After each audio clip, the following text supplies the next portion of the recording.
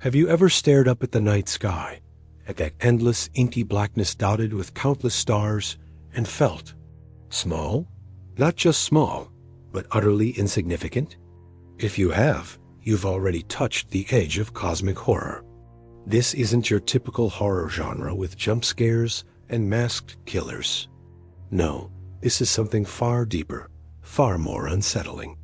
It's the fear of the unknown, the incomprehensible, and our own irrelevance in a vast, uncaring universe. Today, we're diving deep into the abyss of cosmic horror, exploring what makes it so terrifying and why we just can't look away. So what exactly is cosmic horror? The term was popularized, if not outright coined, by the legendary author H.P. Lovecraft in the early 20th century. At its core, cosmic horror, or Lovecraftian horror, is built on a single, terrifying premise. Humanity is not the center of the universe. In fact, we're a cosmic accident, a fleeting speck of dust in a cosmos filled with ancient, powerful, and utterly indifferent beings. These entities, think of Cthulhu, Azathoth, or Yog-Sothoth, evil in the way we understand it. Evil implies a moral code, a recognition of our existence. These beings are so far beyond us that we don't even register. We're like ants to them, and our entire civilization could be wiped out by a careless step, not out of malice, but pure indifference. The horror doesn't come from a monster chasing you down a hallway. It comes from the crushing realization that our laws of physics, our understanding of reality, our very sanity, are fragile constructs that can be shattered by a single glimpse of what lies beyond the veil. Lovecraft's protagonists are often scholars, scientists, or antiquarians, people who actively seek knowledge. But in the world of cosmic horror, knowledge is not power. It's a curse. The more they learn, the closer they get to the maddening truth of our insignificance. The ultimate horror is not death, but the loss of one's mind in the face of a truth too vast for the human brain to process. Imagine discovering a mathematical equation that, when solved, proves that your entire life is a lie. That's the feeling cosmic horror aims for. This sense of dread is amplified by the idea of forbidden knowledge. Ancient texts, strange artifacts, forgotten languages, these are the gateways to the abyss. Characters in these stories are consumed by a morbid curiosity, a need to understand the incomprehensible. They read the Necronomicon, they chant the forbidden rituals, they travel to the ruins of forgotten cities. And every step they take peels back another layer of their comfortable reality, revealing the gibbering chaos that lies beneath.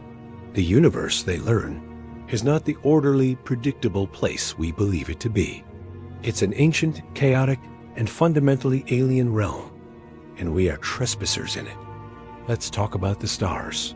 In most cultures, stars are symbols of hope, guidance, and beauty. In cosmic horror, they are watching, malevolent eyes. The alignment of distant constellations can signal the awakening of a slumbering god, and the empty spaces between them are not empty at all. They are filled with things that swim and crawl through the void, things whose very existence violates our understanding of life itself. The fear is existential.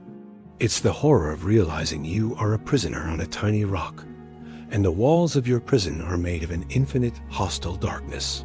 And it's not just about what's in space. Cosmic horror also finds terror right here on Earth, hidden in the darkest corners of our world. Deep beneath the oceans, in the lightless trenches where no human has ever been, ancient cities sleep. Within the frozen wastes of Antarctica, mountains older than mankind hide secrets that could shatter civilization.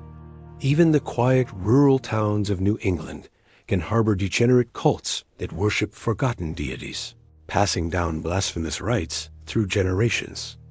The threat is not just out there. It's already here, lurking just beneath the surface of our reality, waiting. One of the most effective tools of cosmic horror is its ambiguity. You rarely get a clear, well-lit look at the monster. Instead, you get glimpses. a non-Euclidean angle that shouldn't exist, a color from outside the visible spectrum, a sound that seems to bend space itself. The creature is described as a collection of impossible attributes. A mountain that walked, covered in tentacles and scales and wings. Your mind is left to fill in the blanks, and the monster your own imagination creates is always far more terrifying than anything that could be explicitly shown on a screen or a page. The fear comes from the inability to comprehend, the failure of language and senses to process what is being witnessed. This legacy of dread has seeped into so much of our modern culture. You can see its slimy tentacles reaching into movies, video games, and even television. Think about the film Annihilation, where a team of scientists enters the Shimmer, an area where the laws of nature are being rewritten, resulting in beautiful and horrifying mutations. It's not about a monster. It's about the dissolution of identity and reality itself. Or consider the video game Bloodborne, where your character uncovers the cosmic secrets of the city of Yharnam, gaining insight that allows them to see the amygdalin creatures clinging to the sides of buildings, creatures that were there all along, invisible to the unenlightened. The more you know, the more horrifying the world becomes. Even in something like the first season of True Detective, you can feel the influence.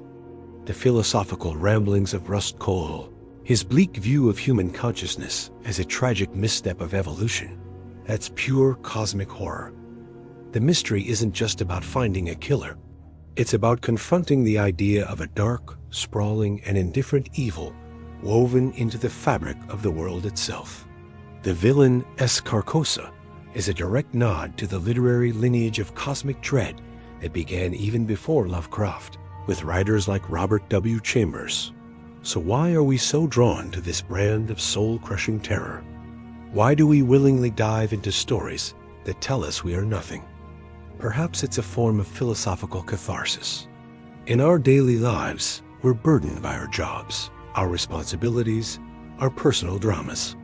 Cosmic horror provides a strange kind of comfort by saying, none of that matters. In the face of a being that can swallow stars, your bad day at work seems pretty trivial, doesn't it?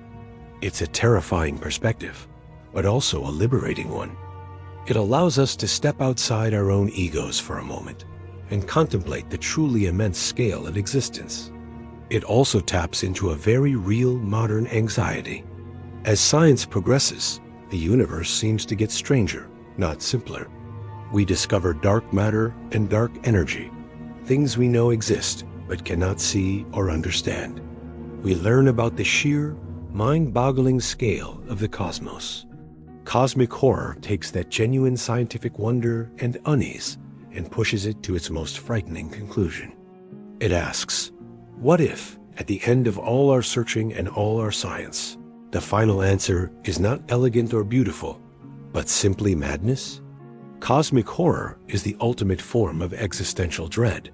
It's the fear of being alone in the universe, surpassed only by the fear that we are not. It challenges our most fundamental beliefs about our own importance.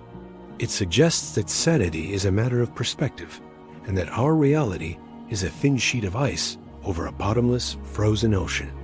It's a genre that doesn't just want to scare you. It wants to fundamentally change the way you look at the world and the stars. So the next time you look up at the night sky and you feel that little shiver of insignificance, just remember, it's probably nothing. But in the world of cosmic horror, probably is a very dangerous word. Thanks for journeying with me into the abyss. If you enjoyed this exploration of the incomprehensible, be sure to hit that like button and subscribe for more deep dives into the things that haunt our collective imagination. Let me know in the comments what your favorite piece of cosmic horror is. Until next time, try not to think too hard about what might be listening from the dark between the stars.